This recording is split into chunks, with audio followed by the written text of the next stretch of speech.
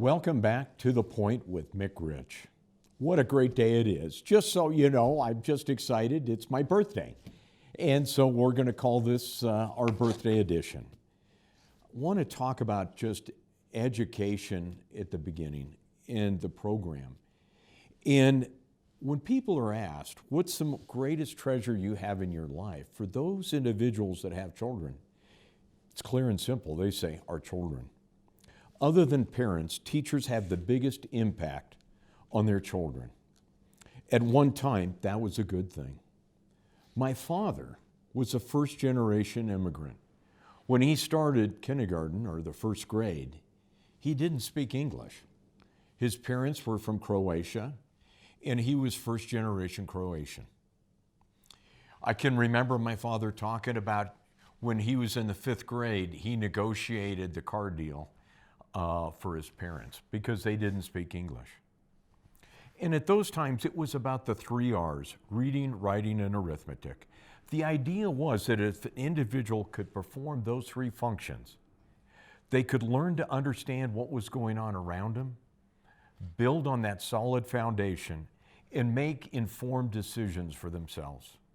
For my first generation, as I said, education was about the assimilation of the new immigrants into society.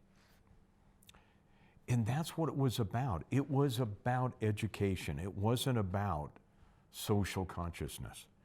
By the time I came along, and I still remember back in high school, it was about learning the 3 R's, but on top of it was about social consciousness. It was about the free speech movement, and I remember that. It was about the anti-war movement. It was about the first Earth Day. And I can remember those, and we talked about those, and our teachers taught us about those ideas. I'm not saying that they're not important, but all of a sudden that was a beginning of moving away just from the 3 R's into a whole different set. And again, remember, who's teaching these ideas isn't my parents, but it's my teachers. I'm not sure that's a good thing. I think that the values and beliefs come from the parents and flow down. And again, I'm biased in this. I'm a parent. I have 4 kids. Those are the things that I look at that are important, the 3 R's. In today's world in education, the 3 R's aren't needed. They're not pushed, and we can see that. Why do I say that? Is when we look at the proficiency in our schools, reading, writing, and arithmetic are not there. What is our legislators, what's being pushed for education? It's about social consciousness. Again, I'm not saying that that's not good or bad, but I'm saying is that our education system, our teachers are failing. And that's what's going on. And what are they teaching? They're talking about collective wealth is fair for all. Environmentalism is a higher calling than a higher power. America is unfair. Individual sacrifice for the greater good. Government ruling class decides what's good for you. As you can see on the screen, I have New Mexico's pro tem Mimi Stewart. She's declared that she has been a teacher for 25 years. She has taught the teachers for 6 years in addition to that. She's been in the roundhouse between the House and the Senate for 25 years. And she's been advancing the progressive agenda and been doing that for 25 years. And we look at how she is done in the education system. It would be exciting to see that New Mexico's students' proficiency during her tenure grew and gained. That all of a sudden that our education system, our children, what they're being taught, they were gaining on the rest of the states, but we're not. She has led the march to keep us at the bottom. Maybe that's the idea, is keeping us in the bottom. And why? I look at it and say, part of the reason about this is that they get to make the decisions. She's making the decisions for us. Now, in Mimi's district, and we talked about it last week and the week before, Jackson Weller, he was shot and killed in Mimi's district. I have yet to see Mimi lead the charge for justice for Jackson Weller and his family. This to me is atrocious. This to me is unconscionable. While Mimi is pushing for more gas taxes, early childhood development programs that we failed K through 12, now she wants to take on and take our kids from us at an early age. This isn't okay, and I'm not okay with this. How can she come from a district where UNM students have been killed, where Central Avenue is a difficult place to live, to travel at night, walk the campus? When you walk the UNM campus, every so many hundred, within 100 feet, is a place that you can ring the alarm and help will be coming at a moment's notice. That's for the students, but for her district, help isn't coming, and it's not coming at any time soon. Walk around Central Avenue, walk around her district, and you will see one home or business after another with a tag about they have an alarm system, and when the alarm goes off, an armed response group comes, whether there's multiple of them in our city. This is what's going on. And Mimi, she's still preaching her progressive agenda, is sacrificing for the greater good. And this to me is unacceptable. And then I want to point out to you, so where are we headed? Where is our educators taking us? Where is this progressive agenda? If you think about it, is the progressives have pointed out that Cuba is a society that has achieved many of the successes that we wish America has achieved. If you think about it, is, and I thought it was quite unique, is that Bernie Sanders went to Cuba for his honeymoon. We have a lot of America's elite going to Cuba to take a look and see the successes that are there in Cuba.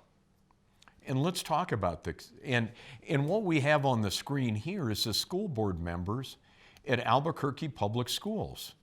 And what we talked about before in the last session and the session before is what were the greatest successes that our school board has achieved?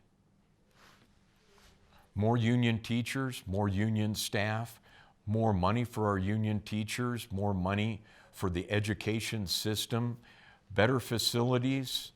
Look at the training facilities for our union teachers in Albuquerque. They rival any of the best training facilities that we can see in private industry as well as at UNM. And this is what goes on. So let's talk about Cuba. They drive we all seen it, they drive 70, 75-year-old cars. They live in homes that are in a state of collapse. And why? Because they don't have the building materials necessary to repair them, nor the money to do so. They have the best educated doctors in the Caribbean, Central America, and South America. Then they send them out of the country for foreign currency to bring back to Cuba. The ruling Cubans of Spanish descent are the ruling class. Take a look at it. All of those in the ruling class of Cuba are Spanish Cubans. What about the Cubans of African descent? They are the underclass. They are discriminated against. They are not allowed to be part of the ruling class. This is what Bernie Sanders and the Mimi Stewarts of the world want for all of us? No thanks.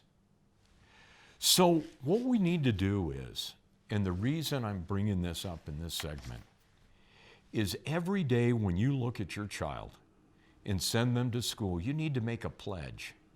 Don't have to do it outside, and I'm not saying pledge allegiance to the flag. You need to make a pledge to your child. That your child will never be a tool to be used for their agenda. My child has a bright future, and it's not going to be robbed by the education system of Albuquerque and our state.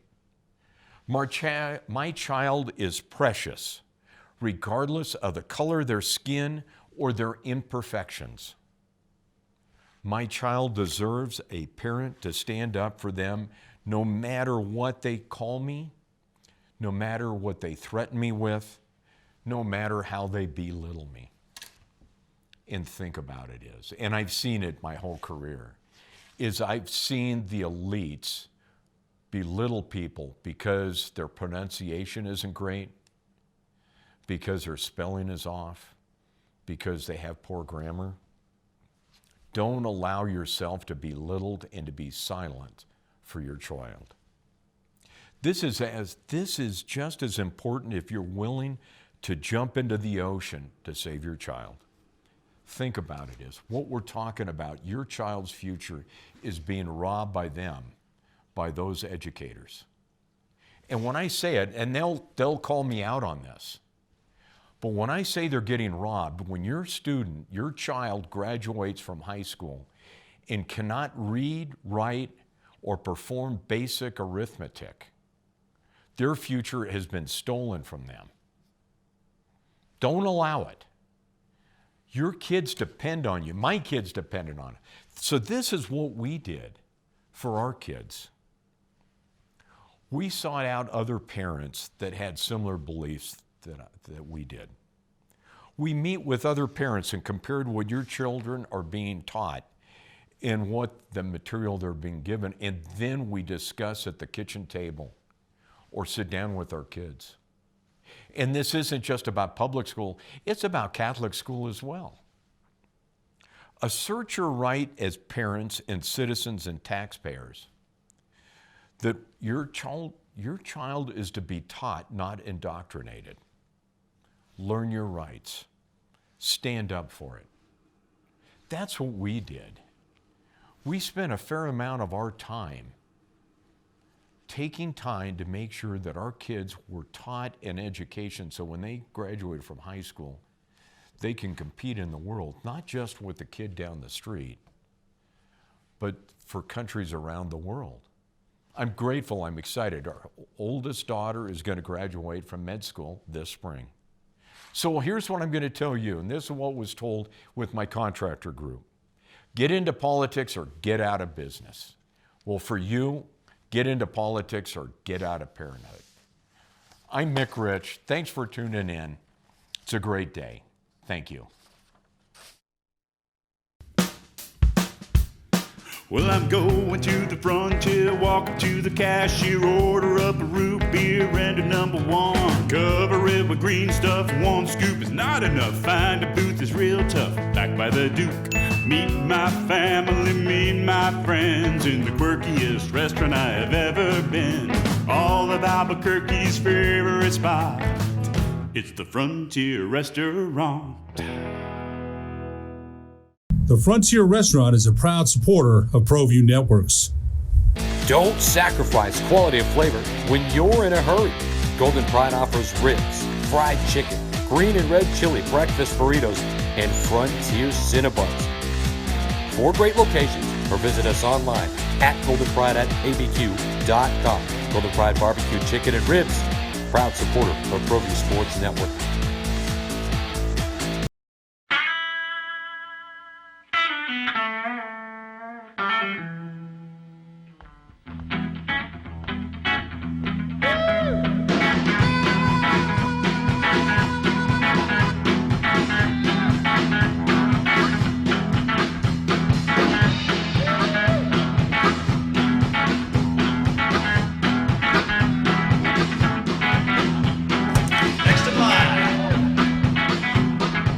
Rudy's is a proud supporter of ProView Networks.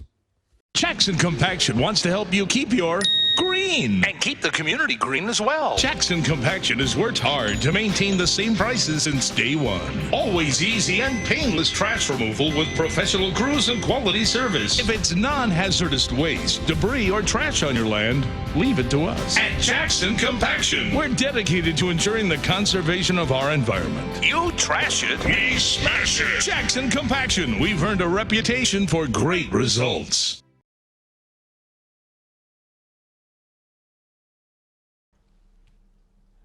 Welcome back to The Point with Mick Rich. What a great day it is. And I have to say, every day, I'm not going to say every day is a great day, but when it's not a great day, I stop and I think about it. And if I'm struggling, I'm having a hard time to get motivated, I stop and I sit down and I make up a gratitude list. And I write what I'm grateful for. And man, I'm grateful to be here in front of the camera, reaching out and talking to you. But I'm grateful for what goes on in our country, and I'm grateful for it, that we have a voice. So about 5 years ago, I was in southern New Mexico. I had a great opportunity to meet those two individuals there, Levi on the left with the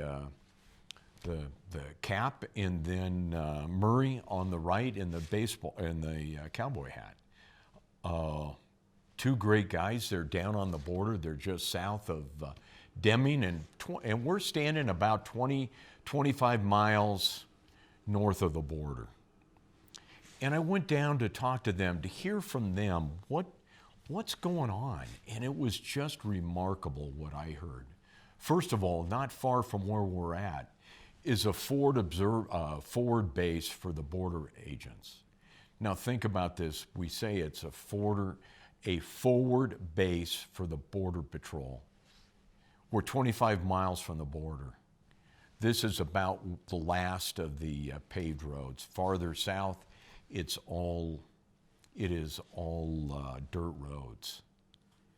These guys, these two individuals, their families are the frontline defense.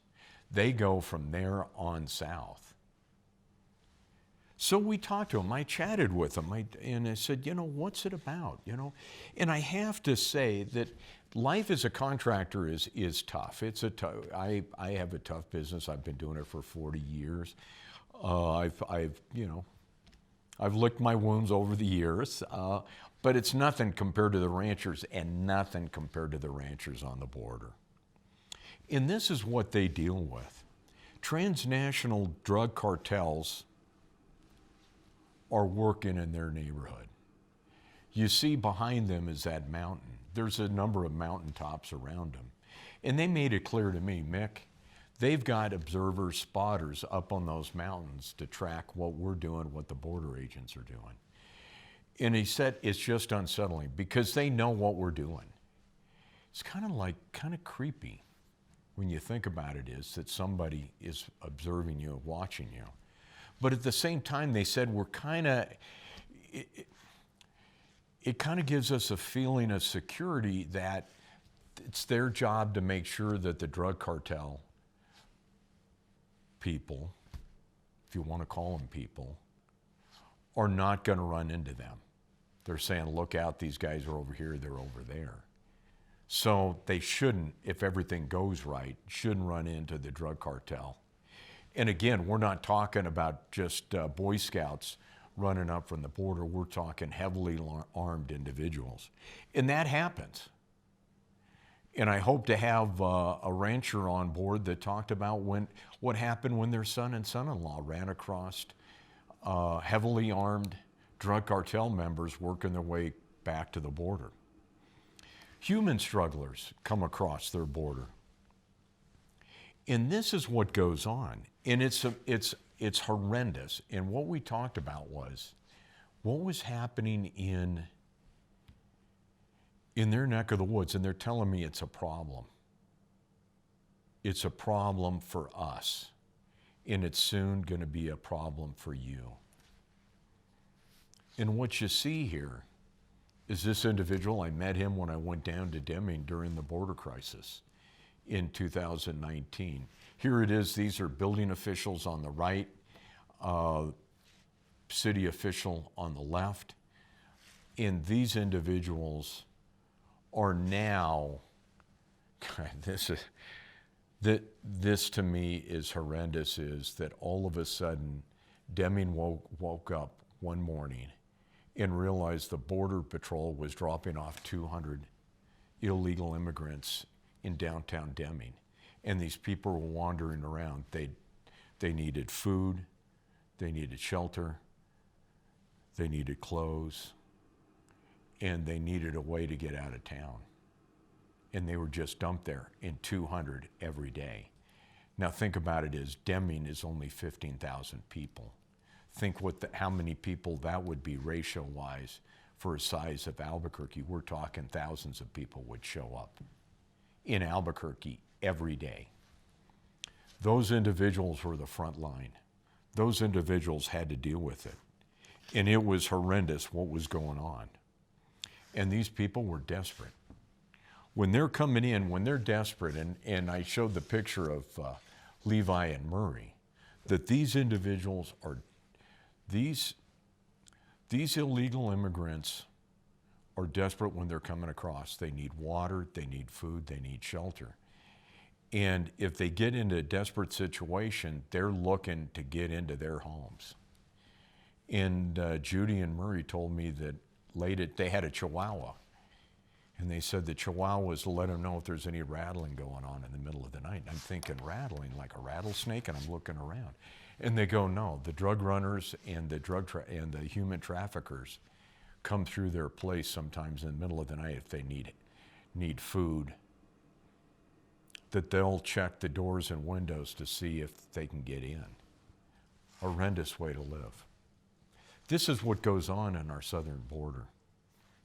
So this is what's happening, and it's horrendous. So what I saw going on down there is that all of a sudden Deming woke up and realized they had these illegal immigrants showing up on their doorstep, and they needed to get them either help them and get them down the road, or they were going to be completely overwhelmed. They set up a facility at the fairgrounds at the airport where the immigrants could be dropped off. You can see them here. I was there, and it was horrendous. And the first thing they had to do is a new busload came in. First thing is they ask, is anybody ill? Now think about it is, are you ill? They know what that means. If they're ill and can be treated right then and there, they're going to raise their hand. But if they have a communicable disease, they're not going to raise their hand, because they know if they do that, if they have hepatitis C, if they have other diseases that are communicable, they're not going to share that with anybody, because it means they're not going to move on down the road. They're provided, when I say shoes, some flip-flops if that's what they need, the bare minimum to get them by, clothes to help them. And that's what goes on. And it's the bare minimum. When I was there, I looked over and I saw a guy probably in his late 20s, 30s, standing there. And he's got his hand in his pockets. There's a 12-year-old girl, I believe, about 12-year-old, standing next to him with her arm intertwined with him. And it did not look like a father-daughter relationship. And I looked over at that, and the person that was kind of giving us the pointer said, New Mexico's Attorney General came down here, saw the same thing I did, and he said, what are you doing to stop the sex trafficking? And they said, are you checking IDs? Are you doing all of these things, making sure? And he said, if we do that, everybody's gone, and we'll have nobody around, and they're out into the countryside. And the Attorney General turned around and walked away. We were also helping sex traffickers, human traffickers, to go on. They realized that some of the people that were there had head lice, so they would give them a shower or two and then get them on the road. And when I say get them on the road, the goal was within 48 hours, they would get the illegal immigrant through their facility, the bare minimum taken care of, that they had the facility. And remember, for a long time, nobody was helping them. It was all done within Luna County and Deming and volunteers and people volunteering their time and effort. And this is what was going on. It was horrendous. I looked over there was a group of individuals, about 10 of them, and I'm looking over, I go, I'm thinking to myself, they look a little different than the group over here, and they kept by themselves. And the gentleman that was giving us the tour said, we have individuals from even Brazil coming through. He said, that group over there, they're most likely Brazilian, which looked like to me. Their clothes were different, their mannerisms were different. So what we have here is a desperate situation in 2019. President Trump was able to enact a series of measures to address that desperation. You can say, well, we did this or that, but we ended up not bringing it here. If you noticed, the Border Patrol didn't bus them to Albuquerque, they didn't bus them to Santa Fe, they bussed them to Deming. It's a desperate situation. President Trump addressed it. Whether you liked it or not, he addressed it. We were able to eliminate minors being held. And this is what happened and finally went away, and we don't hear about the crisis anymore. What I'm hearing today is the crisis is building just the way it did 5 years ago. 5 years ago, you could see it coming. I can see it coming today. So, they're getting desperate. And we hear it, we're seeing it. In Arizona, the Border Patrol has closed their internal checkpoints. Remember when that happened in New Mexico? It's coming. And we have to do something about it. So it was interesting. I went to a border task force meeting and Congressman Pierce's staffer told the group when they were frustrated, and he said to all of them was, you're going to have to get organized and you're going to have to start protesting and you're going to have to protest loud enough so they hear you in Washington. And that's what it's going to take. If you think about what happened last summer with the protests, we're going to have to protest. And I say protest peacefully. But we're going to have to start protesting and marching and getting organized, because if we don't, we're going to get overwhelmed once again, because President Biden has set up for a crisis on the border. I'm Mick Rich. Thanks for tuning in. And again, on desperate days, challenging days, you're looking around, what am I going to do? Sit down and write a list of what you're thankful for. That's what I do. Thank you very much. Have a great day.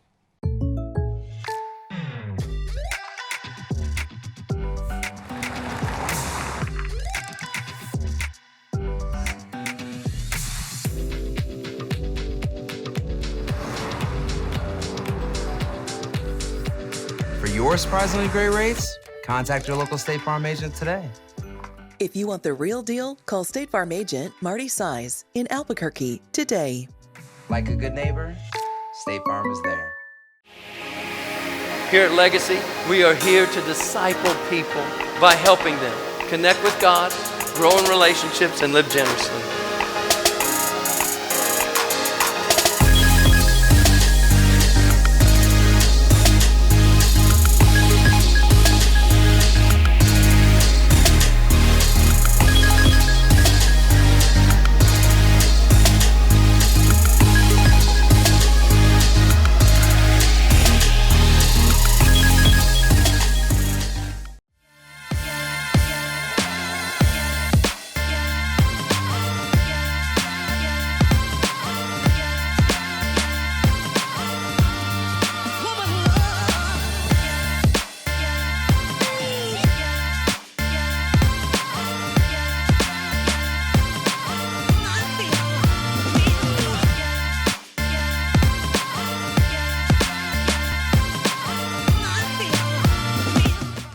Hi, I'm Staff Sergeant Hayes. I'm with the New Mexico Army National Guard, and I'm from Tucson, Arizona. Hi, I'm Staff Sergeant Greg Martinez. I'm with the New Mexico Army National Guard, and I'm from Santa Fe, New Mexico. Hi, I'm Marilena Fernandez. I'm with the New Mexico Army National Guard, and I'm from Santa Fe, New Mexico. The New Mexico Army National Guard is a proud supporter of New Mexico high school athletics.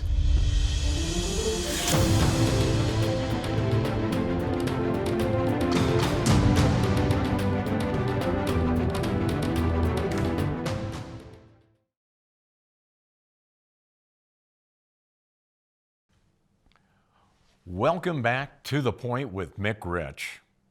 I want to talk today about the border. We talked about the border and the crisis there, but I want to talk about the border. And it was interesting. 4 years ago, I attended the Border Task Force meeting in Deming, and this is the photo that you see is at the Johnson Ranch. And I took this photograph. Behind me is the border infrastructure, what the border supervisor told our group at the Border Task Force meeting. You call it a wall, you call it a fence, we call it infrastructure. Well, behind me is what they call the Normandy barrier, which is these crosses that are, X's with parallel bars on there, and that's to keep vehicles from coming across the border. What I found, what was interesting, was I looked at the Normandy barrier and I thought, why is there a barbed wire fence in front of the Normandy barrier? Because the barbed wire fence is for cattle. And what they told me was that the Normandy barrier won't even keep out Mexican cattle. Won't keep our cattle in the United States, it won't keep Mexican cattle. And you may ask, what's the important part of that? Mexican cattle do not have the same controls, disease controls. So they have hoof and mouth, they have other diseases. And if Mexican cattle wander into the United States, contaminate the ranchers' cattle, it can cost hundreds of dollars per cattle to treat and test. When you're talking 1,000 cattle, becomes a big deal. So they have to string up a barbed wire fence. So the Normandy barrier doesn't even keep Mexican cattle out of the United States. But so the Normandy barrier's behind me. They made it clear to all of us at the Border Task Force meeting that the Normandy barrier is there so they can't drive across. And then on the mountains, they just leave the barbed wire fence because it's too expensive to run the Normandy barrier. If you look at that photo, what's amazing to me was that, as you can tell, that's not a mountain, that's a hill. And I could drive that. And the drug cartels run it. And the human traffickers run it. And you and I can walk over it. And when the drug cartel is coming across, they push the fence down. They've got it, so then they step on the barbed wire, they drive over it. And they do that because they don't want anybody to know they came through. But on the way back, they're in a hurry, they don't want to get caught, so they just drive right through it and break the fence. So that's what I found interesting, is that and so there I was, and Kyle Johnson stood up and said, I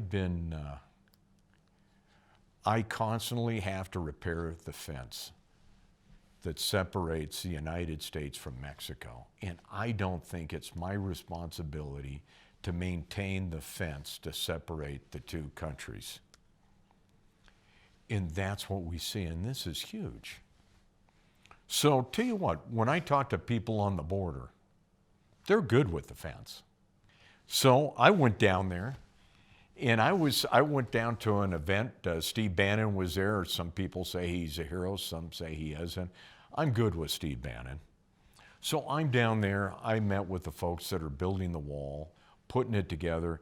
You should have seen how steep. Now, those guys put that wall going up the mountain, and it was steep.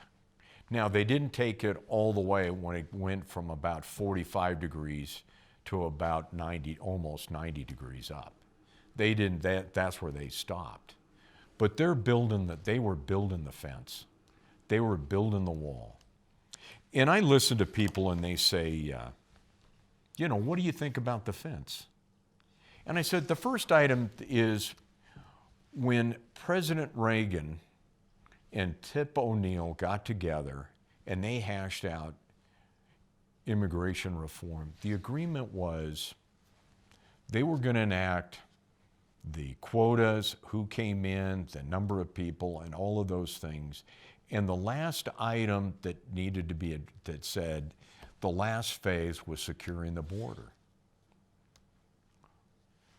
Tip O'Neill's side was thinking, and hopefully by the time that we get around securing the border, it'll never get secured.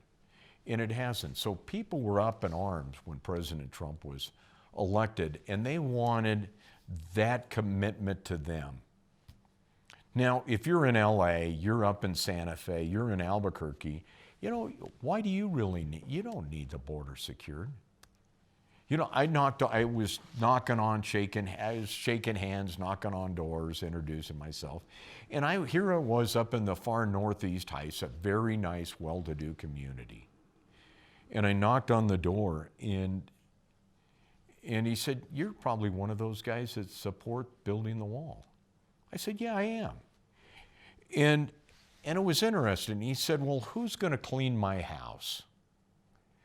It wasn't a matter of who's going to clean his house, but who's going to clean my house for what I'm willing to pay other than an illegal immigrant. And it was interesting. I said, what do you do? I had a feeling I knew what he did. I caught him in the middle of the day at his home. And he was too young to be retired. And he was it was clear he was a trust fund baby, and he was living off his parents' money. So he said, I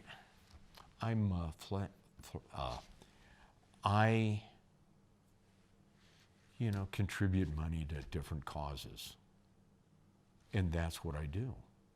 It amazed me. This is a guy that talks about his charity work and is uncharitable in his own home. These are the people that want an open border. So here it is. The border's going up, the border wall's happening, and it's going up. And it's working. Now, people will say that the wall, people can cut the wall. Well, guess what? When we build our freeways, when you drive over them the first time after they've been reconstructed, God, it's so smooth, it's like glass. That's the way it's supposed to be. But if you look at it, whether it's a freeway, whether it's a bridge, whether it's a school, they need constant maintenance, constant uptake, that all of those things need to happen. The wall's no different. And that's what need to happen. So here it is. I looked at it before I came on the program. I was looking at different websites, trying to figure out. Here's what I've heard, is that the construction of the wall is coming to an end. And they're going to save, and I looked at, we're going to save $1 billion, $2 billion, $5 billion, $10 billion, $20 billion, or where it's going to cost us $6 billion not to build it. Here's what I'm going to tell you from my personal experience as a contractor. Anytime you have a contract to build something and then you stop it, and it was funny, I did a job in Los Alamos, they wouldn't tell us that we had to stop because they knew if we tell you to stop, then there's a clause in the contract that tells you that you have to pay X amount of dollars. So they stopped us. It took us 3 years to get the money that we owed. It was in 7 figures. Got our attorneys involved. We were reaching out to the Department of Energy.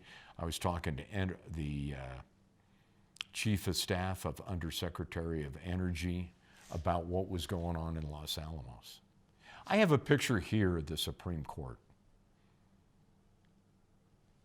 This is where it's going to end up, and this is where it's going to get ugly. So what's happening is that they've stopped the contracts, they stopped building the wall, but they're not saying we're going to stop it. They're just saying everybody's gone.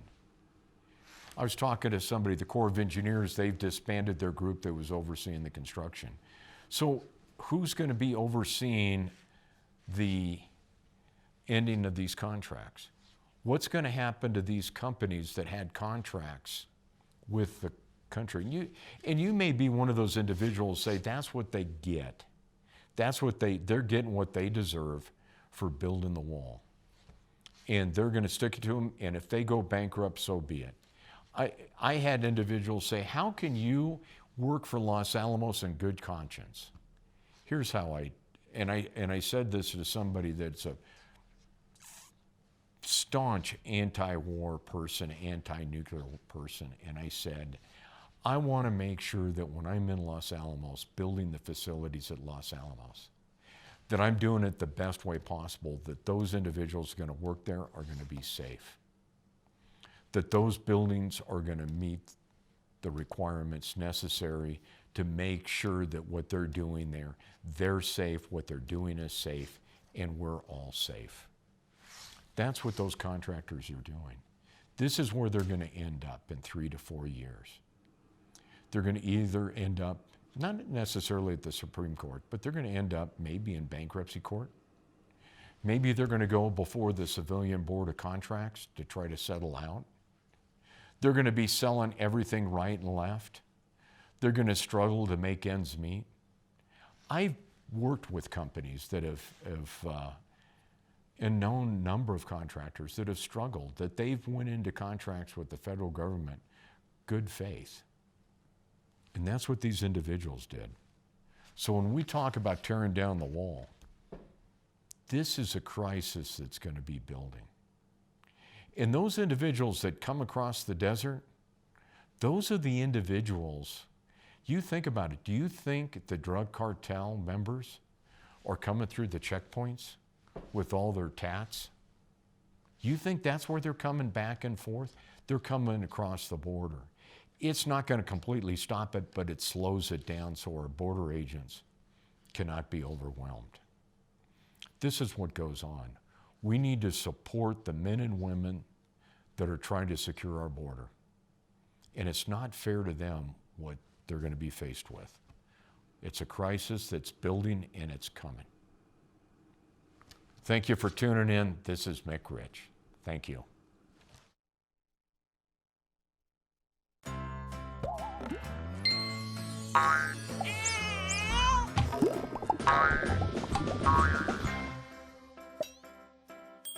Talk to State Farm agent Greg Shamus today. Thank you to Greg Shamus for his support of ProView Networks.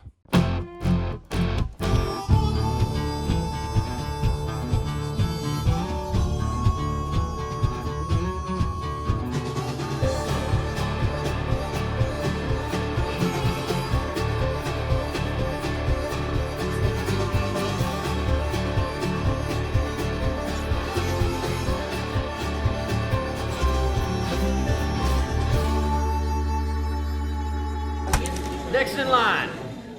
Rudy's is a proud supporter of ProView Networks.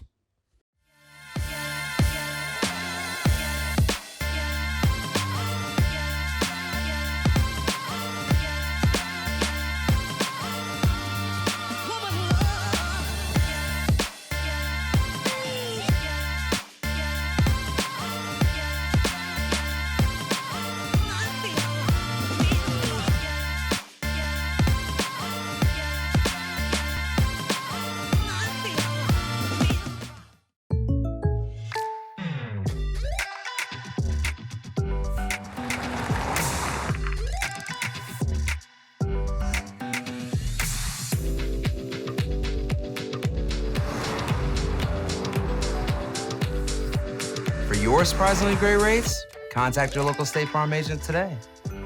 If you want the real deal, call State Farm agent Ashley Duran in Albuquerque today. Like a good neighbor, State Farm is there.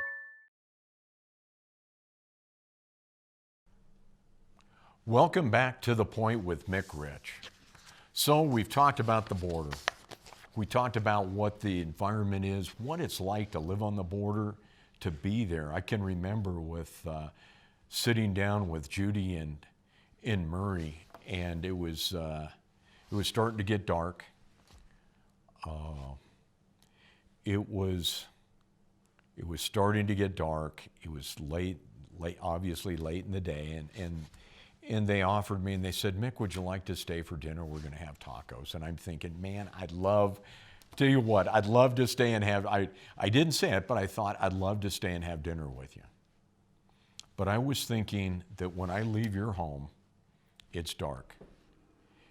I'm going to drive 7 miles on that dirt road out to that county road.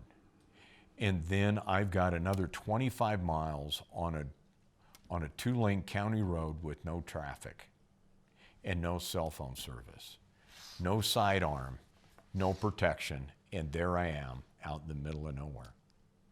And I'm thinking, there's no way in the world I want to wait and have dinner and drive in the dark and no cell phone service. I didn't say this to Judy and Murray because do I say to them, man, I can't live the way you did? And as soon as I got within cell phone service, I called up Marion and we're talking, and Marion said, nobody should have to live this way in our country. And that's right. So I want to talk about, what do we do now? You know, we got the border, secure the border, don't secure the border. We had measures in place to control the immigration into the United States. Those measures are now taken out. We're now starting to see the border being overwhelmed in Texas and Arizona.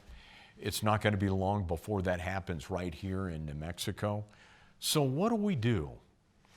And as I traveled the state and talked to different people and listened to different organizations talk, and then lastly did my own research, and it comes down to comprehensive immigration reform. The wall, the border wall, is not immigration reform. That's one piece of immigration reform.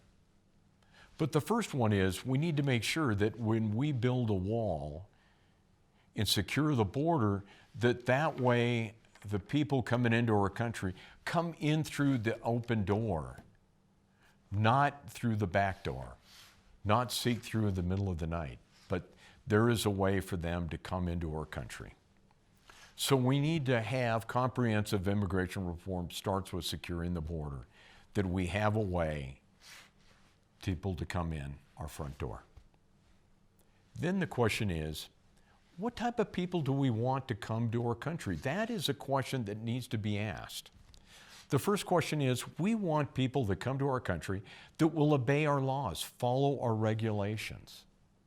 If you don't follow our laws and our regulations, you can't stay here. Here's the part, and we have these sanctuary cities.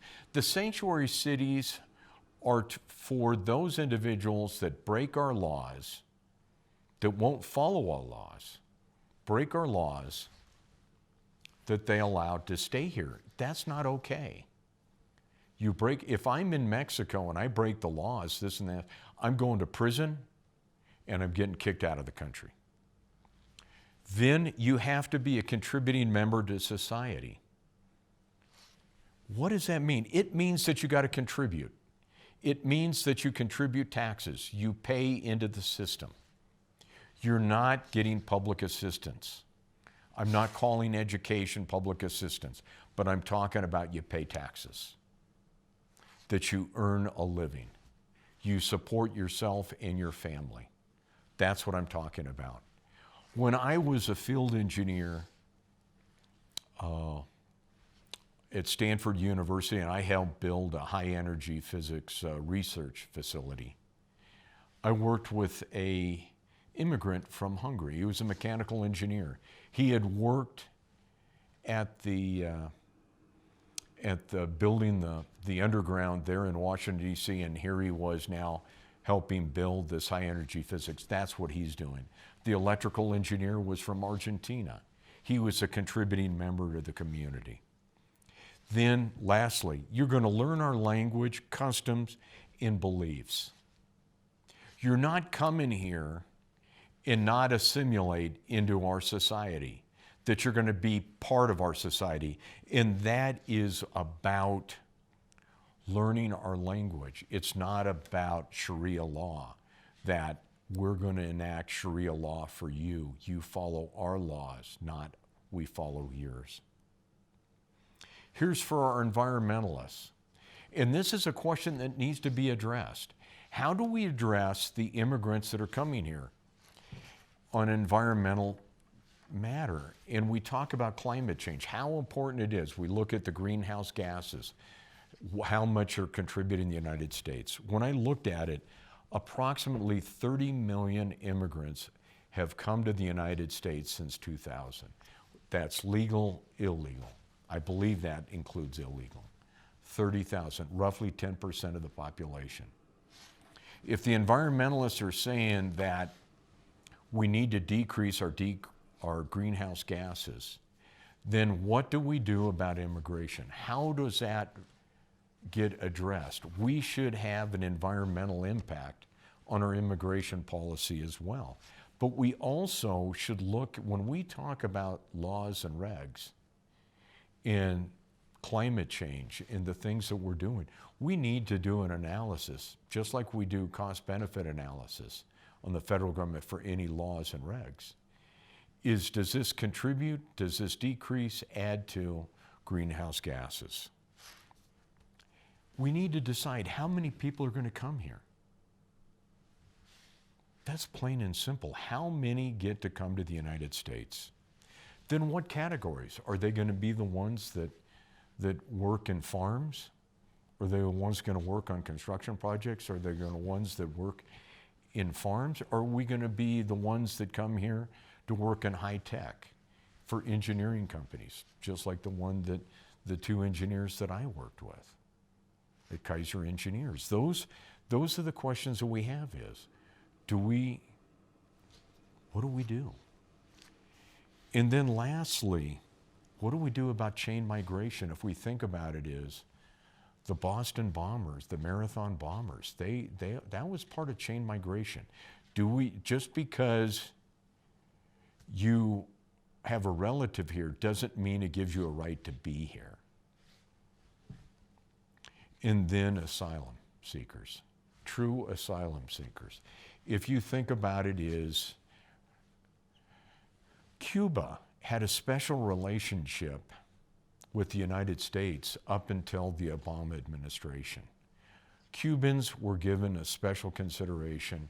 If you were Cuban and you came to the United States, you were automatically allowed to be here. If you weren't a criminal or different matters, I still remember the boat lift that was a nightmare.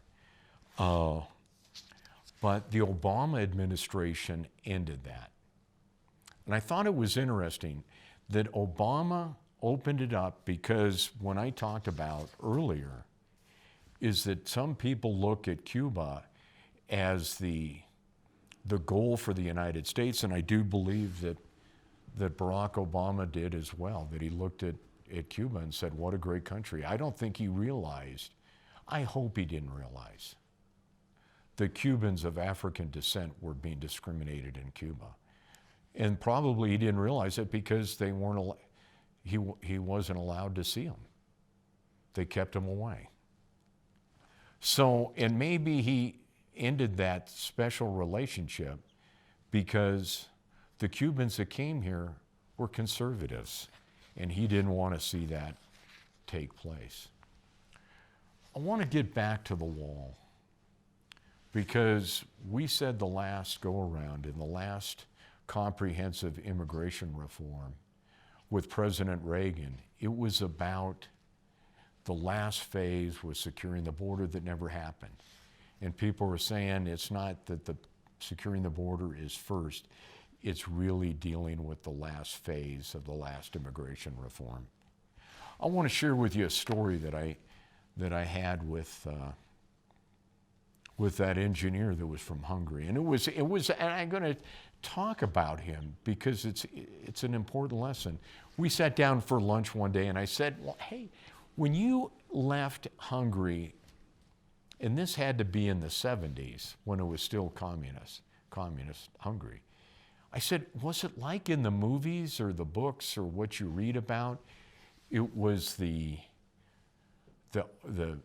patrols with machine guns and German Shepherd guard dogs? He said, yeah.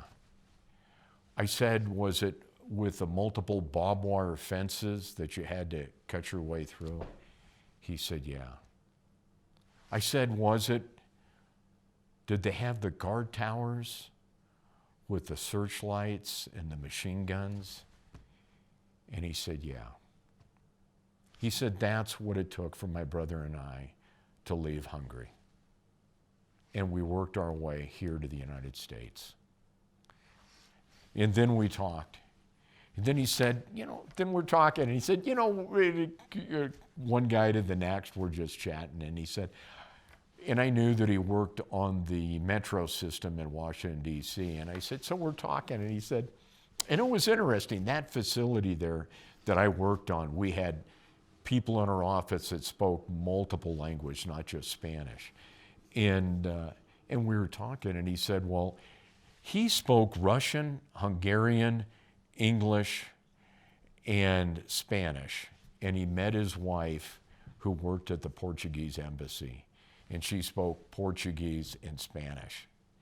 And he said, I met her at the embassy, and we would converse in Spanish. Quite remarkable. He's an American citizen today. She's an American citizen today.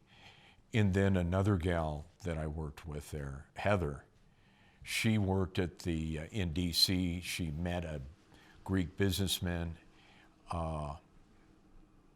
She worked in the Greek embassy in Greece and met a businessman, and they got married.